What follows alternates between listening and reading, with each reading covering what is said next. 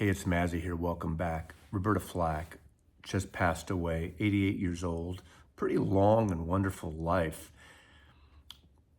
Whenever an artist, a musician of her stature, passes away, I see all the tributes on the various forums and social platforms, people showcasing the record, the artist, photographs, sometimes telling their story and what the music or the artist's life means to them. I am a fan of Roberta Flack, but I am not by any means an expert on her music. I only have her first 5 albums.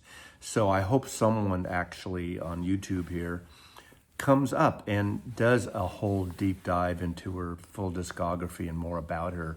But a couple people reached out to me in comments on other videos about Roberta Flack. Am I going to do anything?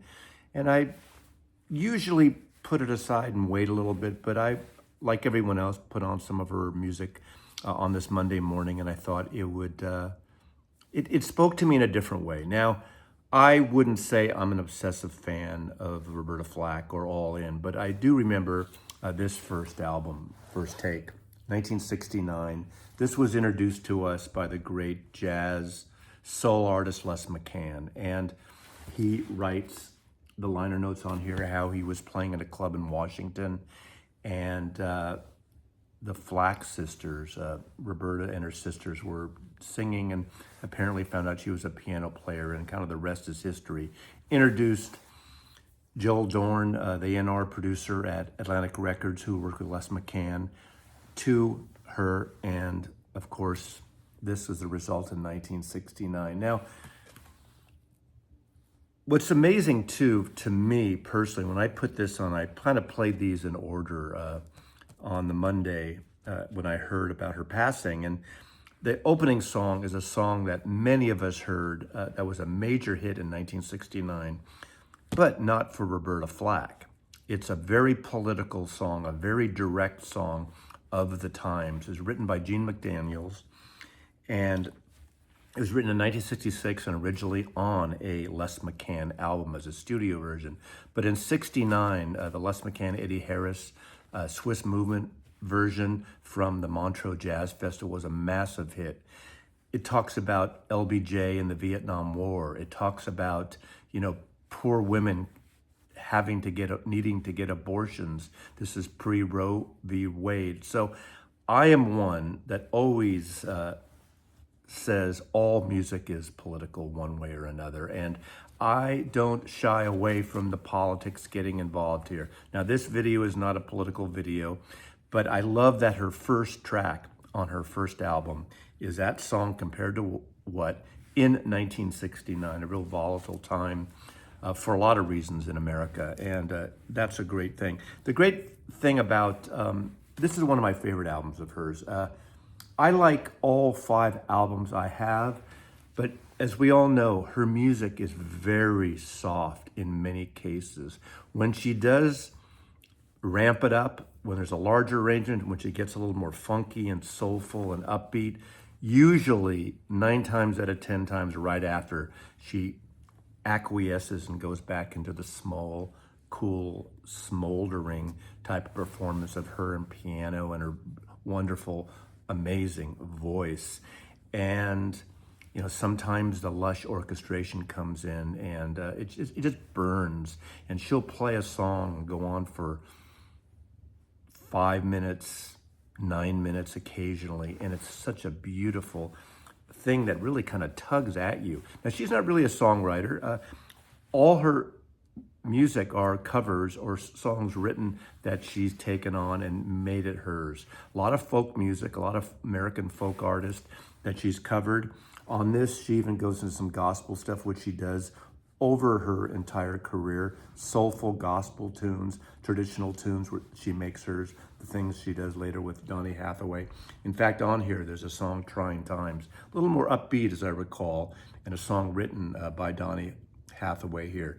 You have another great version, Hey, That's No Way to Say Goodbye, the Leonard Cohen song on here. Leonard Cohen's dark, brooding lyrics and romanticized lyrics are perfect. Hearing a woman sing these things in a different way. And of course, the hit here, the breakout hit, was The First Time I Ever Saw Your Face by Ewan MacColl. Ewan MacColl was a British folk singer, a communist. This really was the breakout song here. And it's probably the slowest song that ever hit the top of the charts in America at the time. It's just a beautiful, beautiful song. Apparently, it's one of those songs that Clint Eastwood heard when he was making the film, and Carmel played Misty for Me. Rings up, Roberta Flack says he wants to use the song, and she kind of questioned, it's a really slow song. He goes, yeah, and he uses the entire 5 minutes and 21 seconds during a piece in that movie.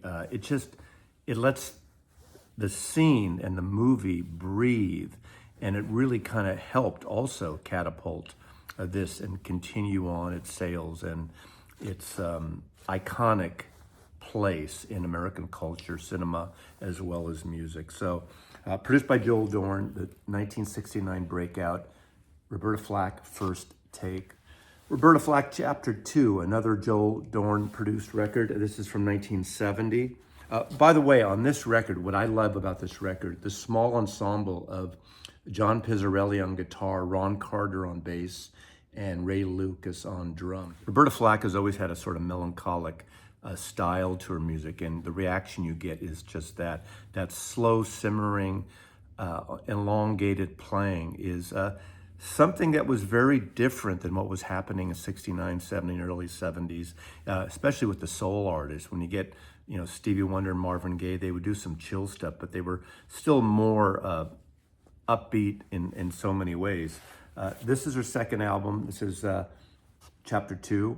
This is one, again, of my favorites. I kind of go along the lines of enjoying these first few albums more than the ones, even the bigger hit albums here. On here, again, she opens up again with another Eugene McDaniel song called Reverend Lee, very kind of soulful gospel thing. She does a Jimmy Webb song, Do What You Gotta Do, obviously the artist who wrote What the Time I Get to Phoenix, and just a great schmaltzy, popular songwriter, one of the biggest songwriters of the late 1960s into the 70s. MacArthur Park is another his, of course, a beautiful version, 6 minutes plus of Just Like a Woman, the Bob Dylan song, and then Let It Be Me. I think it's one of the most beautiful kind of pop tunes from the early 60s that I've ever heard on that.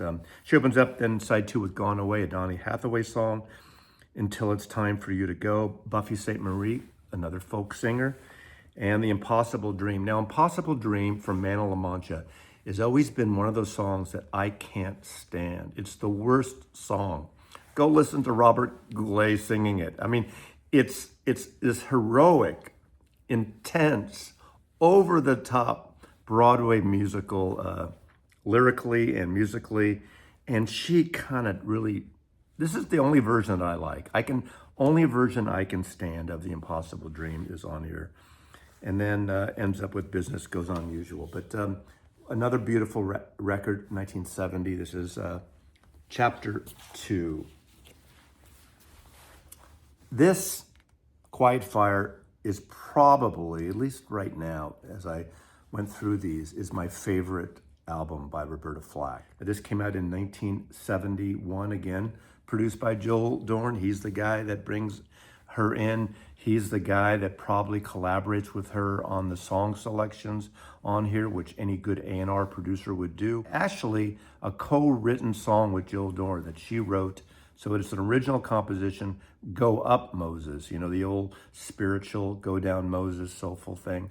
This is a different thing. Roberta Flack, Hugh McCracken on great guitar. A lot of these studio musicians, Bernard Purdy is on here as well. It's a really wonderful kind of soulful opening, a very bass riff going on here, and I just love this. And then she goes on with one of those songs that has become one of the great spirituals written by a Jewish guy, and that is Bridge Over Troubled Waters, of course, Paul Simon's song. Aretha Franklin did a great version. Her version here is beautiful. And again, she lets it build and just goes on slowly. But she's not one of those artists that builds a song, like starts slow and builds it up to a crescendo. She just kind of keeps it at one kind of temperament, one kind of speed, usually throughout over 7 minutes. Beautiful version of that. Then there is another Eugene McDaniel song called Sunday and Sister Jones, kind of another spiritual, wonderful record there. And then, of course, another Jimmy Webb song, See You Then. She opens up side 2 with the classic 60s pop song by Carole King and Jerry Goffin, Will You Still Love Me Tomorrow? You know, the kind of girl group pop song. Again, she brings it down, she keeps it slow, 4 minutes. So nothing is cut short. You have to have the patience of her music, which is the beauty and the brilliance of a Roberta Flack thing. And then another song, one of my favorites, is the Bee Gees song, To Love Somebody. I always love that song. A lot of artists, including Nina Simone, would cover these Bee Gees songs. Even these were the pop, way before the disco period of the Bee Gees. These beautifully written compositions by the Bee Gees, the Gibbs brothers, To Love Somebody. Wonderful version, almost 7 minutes on that. Let Them Talk, Sonny Thompson song, and ending with Van McCoy, Sweet Bitter Love. Again, probably, at least today, my favorite Roberta Flack record, Quiet Fire. Now, this is a perennial favorite. A lot of people cite this record as one of their favorite records, Roberta Flack and Donny Hathaway. This was from 1972. I don't mean to be a contrarian here, but this is not my favorite. In fact, out of the 5 records here, this is my least favorite album. Now, not to say I don't like it. I think it's a great record. I love their interaction, but I don't love it. Obviously, Donny Hathaway is an amazing talent in his own right, and them together, playing piano, playing together, singing together is pretty awesome. Obviously, he has that kind of inflection of the Stevie Wonders, and at this period in early 70s, you know, Stevie Wonder was one of my favorite R&B soul crossover artists, doing these songs that were political and funky and in your face. And Donny Hathaway really didn't go in that direction, which is fine, not that everyone should, but them together here, it made it a little too schmaltzy for me at times. And again, I'm gonna get probably feedback, and a lot of you maybe feel otherwise, which is fine. You should, if this is one of your favorites, you should embrace that and love it. I'm not going to say it's a bad record. It's not a bad record. It's a really good record. It's just for some reason, it doesn't connect with me as much as the rest. Where Is the Love was the hit, Ralph McDonald and William Salter's song. You've Got a Friend, you know, Carole King's song, which obviously Carole King did and James Taylor did, and I kind of like their versions better. To me, it wasn't as cohesive as I would have liked it. Again, I know I'm going against the grain here, and I'm not doing it just to be contrary, as I said. It is a wonderful, wonderful record. I mean, important record in the lives of both of them and their careers here. I mean, there's a certain coexistence they had here, and they did it beautifully, especially since she was covering some of his songs prior to this. Arranged by Roberta Flack and Donny Hathaway, all these recorded at Atlantic Studios. And this one was produced by Joel Dorn and Arif Mardin. And there's a lot of lush strings on it, and sometimes I wish I could strip some of those strings back for me. When Love Has Grown, written by Donny Hathaway and Eugene McDaniels. So Eugene McDaniels keeps coming in. A great songwriter, had some hits of his own in the mid-60s. But she closes off with 7 minutes, which is Mood, a beautiful, like, elongated piano piece. She's on the acoustic piano. Then at the tail end, Donny Hathaway comes in on the electric, the Fender Rhodes. And it's really a lovely piece. And that kind of brings it down, and it's a beautiful ending to a great record. Again, not one of my favorites, but it's important and part of these first 5 records I have here. And then lastly in my collection, and certainly not lastly in her discography. After this, let me just say she had one album, Feel Like Making Love, which I should have, and I don't have it.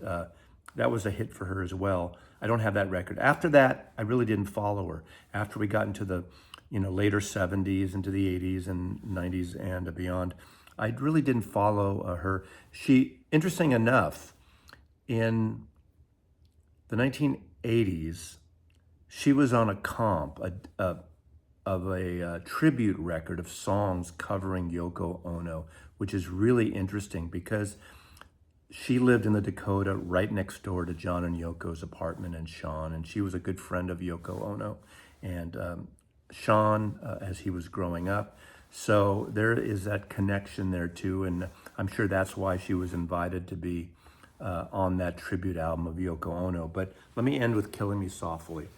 That is a major hit. This is probably an album that's more produced in so many ways. Here. This album is dedicated to Ross Summerall Kirk, the great jazz artist here. This is a beautiful, beautiful record. That was a major hit too. Again, there you go. The songs on here, she opens up with Killing Me Softly, the hit that Norman Gimbel and Charles Fox wrote, which massive hit, big hit. This is one of those records in 1973 when I first started my record store experience. We couldn't keep this in. It sold a ton. There are other songs on here. Jessie, a Janis Ian song, of course. Janis Ian, folk pop artist. She had a hit in the 70s at 17. Society's Child was that great kind of protest song in the 1960s. Was it 67 or so, 68? A massive hit and an important song, and especially coming from someone so young in the 1960s there. And then a Ralph McDonald song, No Tears in the End. Again, this is another one of those examples of she'll do something a little more lively and then most of the time retreat in the softness. Side 2 opens up with a song, River by Eugene McDaniels, Conversation Love, When You Smile, and ending up with almost a 10-minute version of Suzanne, the wonderful song by Leonard Cohen. And she really kind of fills it out and continues. And that's, again, my favorite thing of Roberta Flack is that she takes her time and she lets this music just unfold, and the way she plays the piano,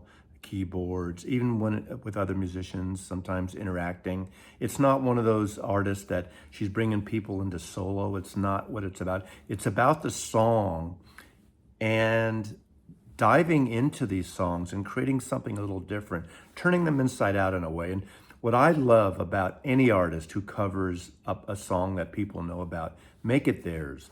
I always have a pet peeve when a band covers a song and it's literally a Xerox of the original. Like, why bother? Go to the original. Very few of those versions best the original.